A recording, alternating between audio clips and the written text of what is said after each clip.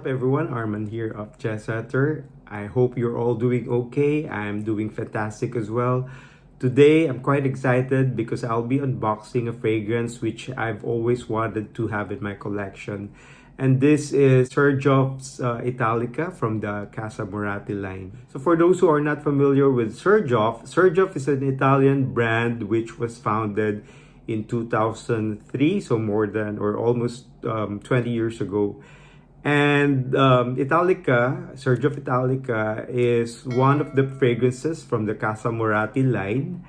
And the CASAMORATI line of Xerjoff is a collection of vintage-inspired perfumes, inspired by the ancient art of Italian perfumery.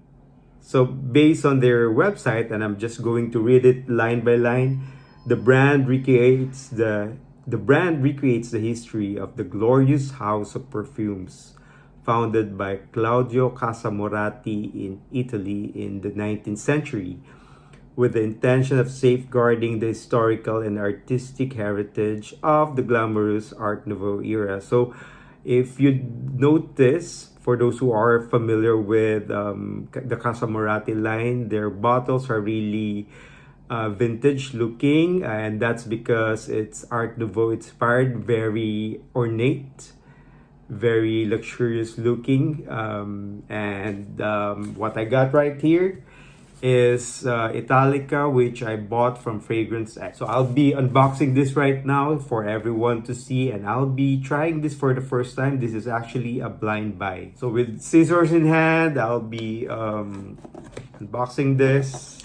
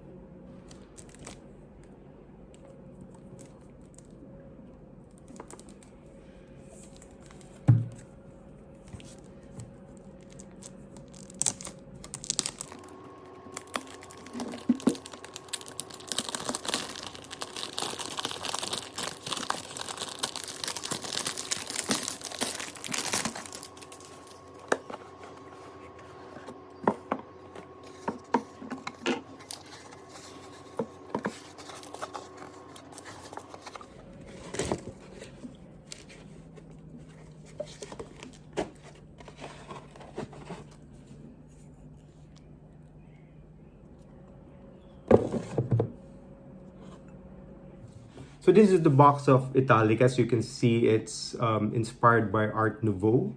It's a very elaborate print on the box. Quite an elaborate presentation for a perfume.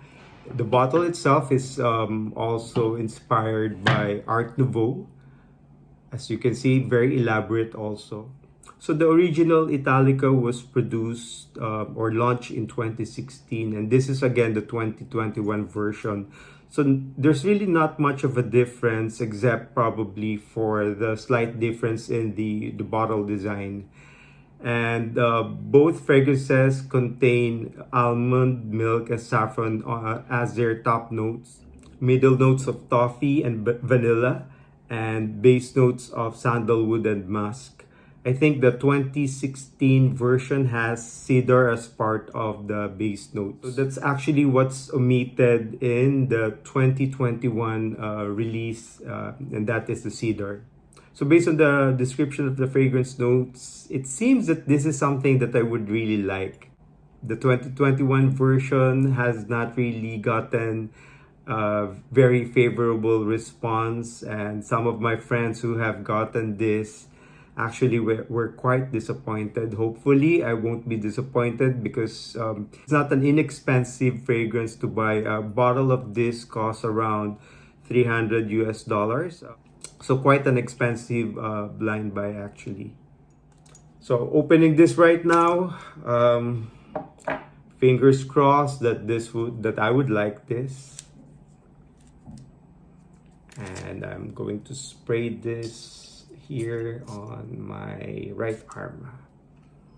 All right, I can smell it right now. Okay.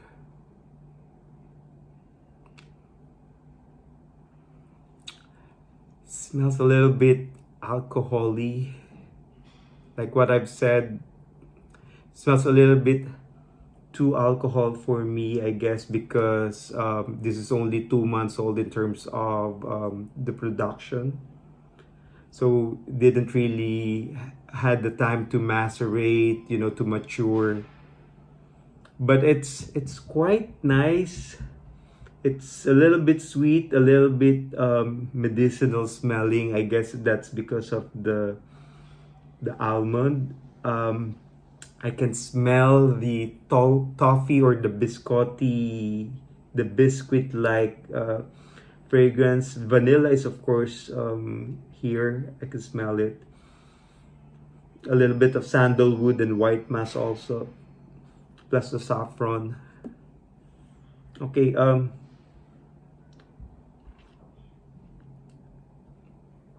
you know, the initial burst of fragrance that I get to smell is that bitter, is the bitterness of the almond, which kind of mimics the fruity bitterness of cherries. And then the biscuit-like qualities of the fragrance sets in, stays for a little while. And then finally the sandalwood. I don't really smell the musk that much, but musk in general are really very, you know, subtle fragrance notes. It's it's quite nice, I think, but you know, for the price, this is really, you know, overpriced. You can get something like this from Montal, and I guess I've smelled this before. It smells a little bit similar to vanilla cake. Yeah, is it vanilla cake? Vanilla cake fragrance from Montal. I can smell the similarities.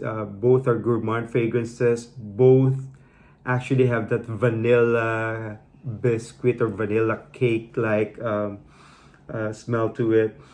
I smell a bit of lactonic or milky qualities to it, which I kind of like.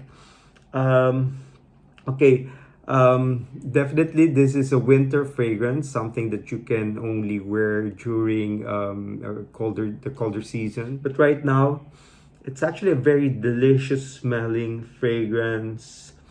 It's really more feminine leaning.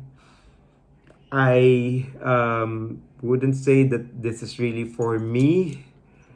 I kind of like the bottle. Maybe for the bottle I will keep it, but you know, for the fragrance, I think men can skip this. Women would probably like this better. There's really nothing here that I think that would really appeal much to men. Women would probably go crazy over the smell, over the gourmandish smell.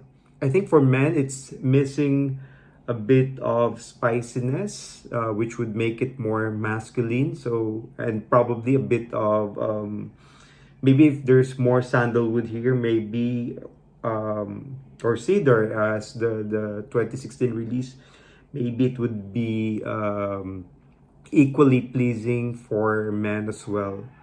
It's not a bad fragrance, but it's not groundbreaking also.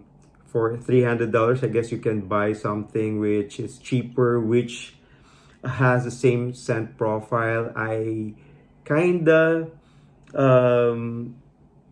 find this just a little bit similar to L'Homme Ideal Parfum. A little bit. But it goes to a different direction because L'Homme Ideal Parfum is a very masculine fragrance. This one is, of course, feminine leaning, although it's unisex. Actually, it's quite developing nicely on my skin. Sadly, it's not really projecting that much. I mean, from afar, or at least an arm's length. But as I smell it on my skin, it's actually pretty nice. I can smell the saffron now. Anyway, that's my first impressions of CASAMORATI Italica from Xerjoff. I guess the takeaway from this review or from this unboxing is that this is something not for men to enjoy, I suppose. This is really more feminine leaning.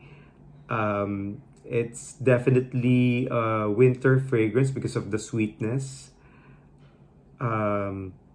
Not really as groundbreaking as I thought that it would be. It's gourmand, but it's something that I've smelled before. It's not really very I wouldn't really say not very original, but it's something that you've definitely smelled before. Again, will I keep this? Probably because of the bottle, the elaborate bottle and the color, which matches my shirt. Apart from that, I guess if you're not a serious perfume collector, maybe you can stay away from this. But if you love the CASAMORATI line, if you're a collector of niche fragrances like Xerjoff, maybe this is worth actually trying. I hope that you like my unboxing and first impressions of Italica. And I hope that I'll get to see you in my next video. And I hope that you would like and subscribe. And I'll see you soon. So, bye!